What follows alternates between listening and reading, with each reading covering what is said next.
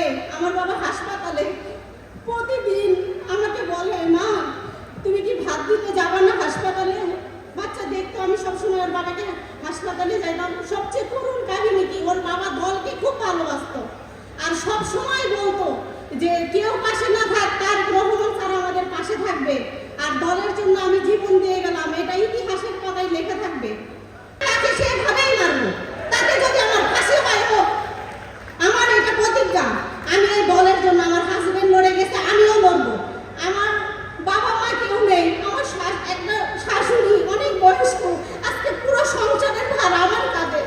আমি তারেক রহমান স্যারের কাছে অনুরোধ করবো, আমার সকল শহীদ ফ্যামিলির জন্য আমাদের একটা কর্মস্থল ব্যবস্থা করে দেওয়া হোক, যেখানে থাকবে সকল শহীদ পরিবারের কর্মস্থল ব্যবস্থা করা হোক। এটা আমার আপনার কাছে একান্তই, আমি আমার নিজের ব্যক্তিগত থেকে বলছি, কেননা আমার দুইটা ছোট ছোট মেয়ে, আমরা কি